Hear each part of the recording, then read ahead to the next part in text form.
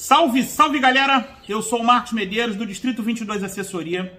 O vídeo de hoje eu vou estar mostrando a vocês um pedido de porte de arma de fogo que foi feito por um cliente meu e aqui na cidade do Rio de Janeiro, né, na capital.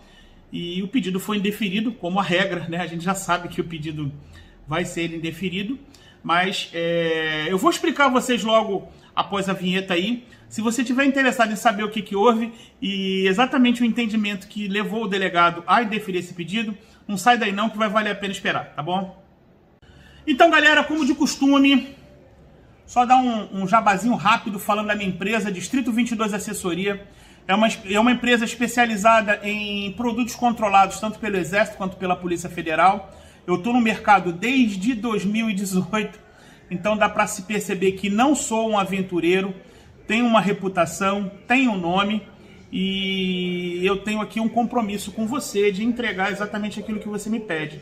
Então, se você está interessado em adquirir a sua posse de arma, de tirar o seu CR, de adquirir uma arma pelo seu CR, de fazer uma transferência, de fazer uma renovação, enfim, é só chamar a gente aqui, que esse aqui eu tenho certeza que resolve.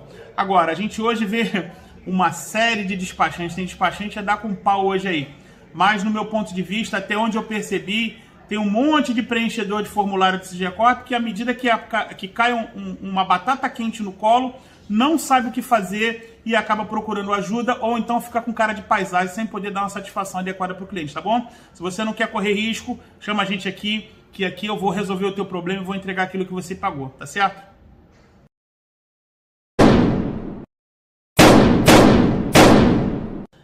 Então, você que ficou comigo até agora para saber o motivo do vídeo, tem que valer a pena, né? Então, assim, o que aconteceu? Exatamente há 2 dias atrás, eu recebi um indeferimento de um cliente que eu havia dado entrada no pedido de porte. Eu vou só explicar aqui uma coisa. Eu fiz a parte documental, tá? A fundamentação para o pedido de porte foi feito por alguém aí que se disse especialista. Não sei quem foi, mas fez uma fundamentação de porte. No meu ponto de vista, estava até meio chinfrim, né? Mas mais chinfrim do que a fundamentação de pedido de porte foi a justificativa que o delegado deu para indeferir o porte. Então, eu quero dizer que quem for entrar com um pedido de porte, isso aqui seria uma rodovia, não é? Eu não digo nem uma porta, mas uma rodovia para que você judicializasse esse pedido aqui, levasse para o judiciário, entrasse com uma medida de segurança, até porque o delegado aqui, ele usou uma teoria daquela que nem o César falou, de folclore tirado de lugar algum, né? Não vou falar palavrão porque não é legal, mas um folclore tirado de lugar algum. Porque ele baseou aqui o entendimento dele em ações de juizado de primeira vara. Então vamos ler aqui. Ele falou assim, ó, trata-se de um pedido legal para porte de arma de fogo do requerente acerca do objeto do pedido no artigo 10 da Lei 10.826. Então, para quem não sabe, o artigo 10 é o item na Lei 10.826, no Estatuto do Desarmamento, aonde dá a possibilidade do cidadão comum ele pedir o porte de arma de fogo, que se dá em 2 circunstâncias. A circunstância onde você está sofrendo uma grave ameaça, a sua vida sofre uma grave ameaça, ou sobre a atividade de risco, você exercer uma atividade de risco. Então são 2 coisas diferentes, só para a gente entender.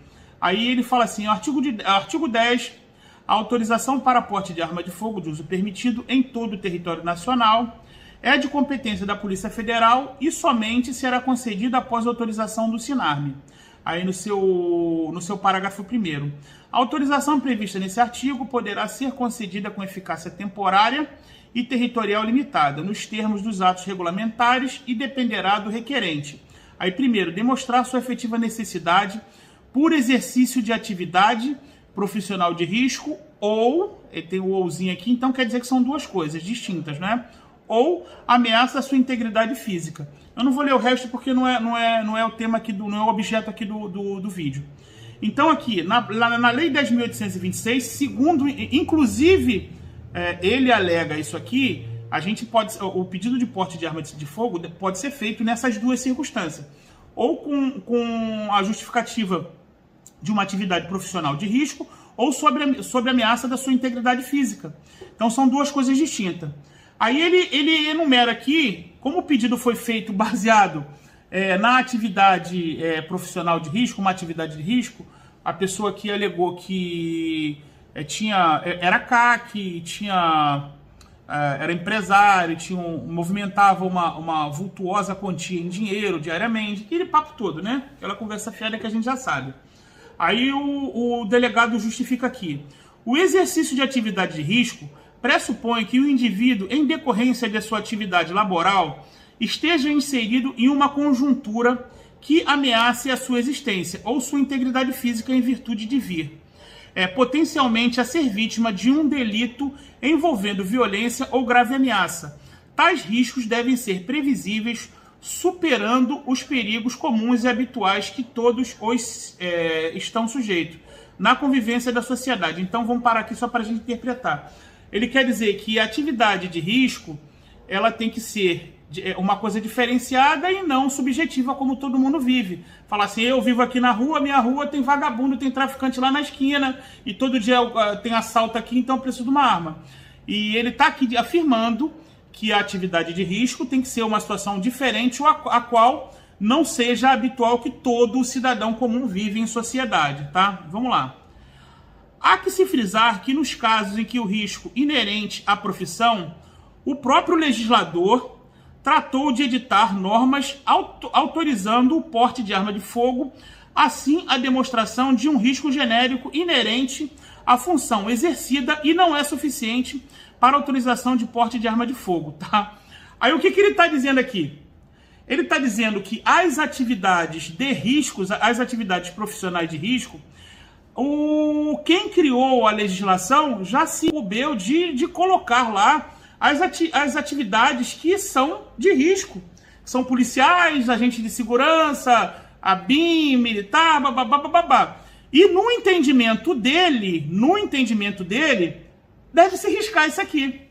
Então isso que ele está fazendo aqui, no meu ponto de vista, é uma coisa muito grave. Ele está mudando a legislação nem mesmo sem ter autorização para isso. Com uma interpretação que vocês vão ver mais abaixo aí, que ele não se baseou em lugar nenhum. Porque um entendimento de um juizado de primeira instância, ele não serve como parâmetro para a jurisprudência. Então, assim, ele está dizendo aqui que o legislador já de criar as categorias profissionais de risco. Porra, isso é grave demais, sabe? Isso é grave demais. Ele está mudando a legislação aqui, tá? E aí ele usa dois exemplos aqui que foi o entendimento. O primeiro da Sexta Vara Sexta Vara de Belo Horizonte, Minas Gerais, e um outro que foi o caso esse da Sexta Vara foi o caso de um oficial de justiça que a interpretação do juiz foi essa aqui, para negar o pedido de porte através de um mandado de segurança.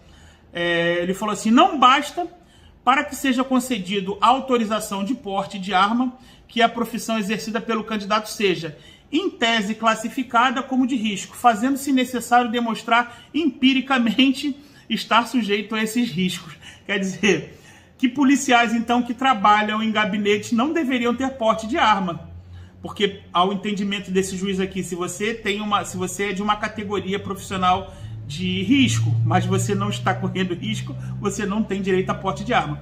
E deveria se estender também a juízes, promotores, desembargadores. Por quê? Porque ficam todos atrás de um gabinete. Vocês não sobem favela, vocês não sobem morro, vocês não sobem nada. O delegado de Polícia Federal também, que fica atrás do gabinete, não deveria ter o direito ao porte de arma, porque esse é o entendimento dele. Aí ele usa na segunda aqui, deixa eu achar aqui, o caso de um inspetor de segurança administrativa penitenciária. Vale ressaltar aqui que nos dois casos são entendimentos de 2013, no auge da Guerra Fria. Então a gente estava no auge do desarmamento aqui, onde que o Benê tentou de qualquer jeito, o Fabrício lá, iam lá no Congresso fazer suas explanações e nunca foram bem sucedidos. Então, um caso de 4 de 1 de 2013 e o outro caso, deixa eu ver, também de 2013, 4 de 2 de 2013. e tanto é que eles ainda eram agentes de segurança da administração penitenciária, não eram policiais penais como hoje já classificados na legislação, e são policiais, são integrantes das forças de segurança pública. E, enfim, ele pegou uma coisa tão antiga porque provavelmente não vai achar nenhum entendimento dessa natureza nos tempos de hoje. Por quê? Porque isso aqui, ele está querendo fundamentar da onde veio a decisão dele de negar o pedido de porte baseado no entendimento de um juiz que provavelmente era desarmamentista e colocou lá a interpretação que ele deu a respeito da lei, sem atentar ao detalhe de que tem que se cumprir aquilo que está escrito na lei, e ele se baseou e deu o pedido de indeferimento. Aí no final aqui ele fala uma série de coisas aqui, comprovado, portanto, qualquer ameaça real iminente, concreta atual, a sua integridade física. A prevalecer o argumento que pertence a integrar uma ou aquela determinada categoria profissional, trabalha nessa ou naquela atividade, reside aqui ou ali, seria suficiente para materializar o direito ao porte, ainda que conhecedor dos riscos genéricos da própria atividade. Equivaleria uma extensão da concessão do porte de arma, não previsto na lei, que elencou as categorias profissionais com direito ao porte de arma de fogo, além daquelas de objeto a legislação específica. O requerente já possui arma de fogo, e fala aqui, ao excelentíssimo superintendente regional de Polícia Federal neste estado, com a sugestão de indeferimento. Então ele fundamentou o pedido de indeferimento dele disso aqui. Ele colocou uma porrada de coisa que é copia e cola, que ele pega lá e já printa e cola, bota aqui. Mas o entendimento dele, que eu acho que é meio... a gente deve causar um certo espanto em todo mundo que vai fazer um pedido. Por quê? Porque se a lei está clara, a lei diz que você pode, na possibilidade de exercer uma atividade de risco, ou se a sua vida está em uma ameaça iminente, você está sob ameaça. E ele transformar tudo em uma coisa só, que você tem que comprovar, você tem que fazer isso, você tem que fazer aquilo, e não existe mais a categoria profissional de risco, cara, isso é muito ruim. Isso não é só ruim, isso chega a ser grave. Isso chega a ser grave. Só que, infelizmente, eu aqui, o Marcos Medeiros, como um simples cidadão comum, eu não tenho como chegar e fazer uma representação contra esse delegado, porque por ele estar utilizando a interpretação equivocada da lei e, assim, furtando as pessoas que querem ter o seu direito a proteger a sua vida, proteger a sua integridade, proteger seu patrimônio, não conseguem não conseguem garantir esse direito, tá? Então, isso é para deixar a gente triste.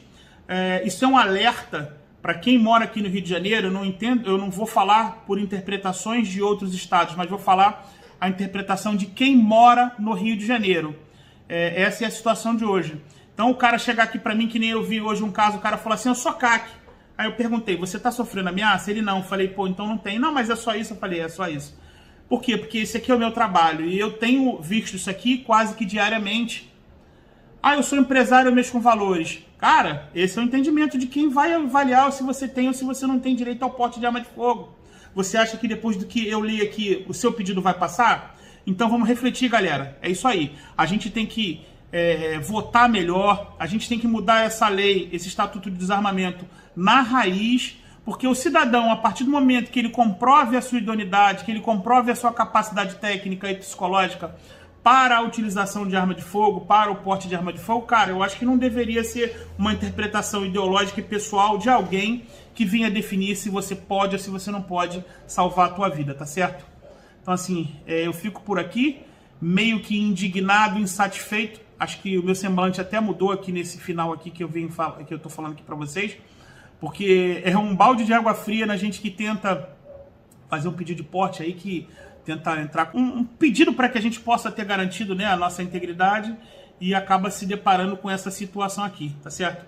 Mas eu tenho esperança que e que ainda em vida, que eu ainda vivo, eu vou ver essa situação mudar, né? Nem que, cara, demore mais 10, 15, 20, 30 anos, eu não sei se você tem tudo isso de vida, mas que demore 10, 15, 20, 30 anos, mas eu quero, antes de morrer, eu quero, ver que essa legislação mudou, que o cidadão vai ter o direito de poder escolher e vai poder optar por defender a sua vida ou não, tá certo? Então, galera, fico por aqui, um abraço a todos, gostando do vídeo, não deixe de se inscrever no canal, Não deixe de compartilhar o vídeo, isso é importante para a gente continuar fazendo, isso é importante para o canal ter relevância, para o trabalho que eu faço aqui, ele se propagar cada vez mais, a gente atingir mais gente e tentar mudar a mentalidade da população, tá certo? Fiquem todos com Deus e até o próximo vídeo, se Deus quiser.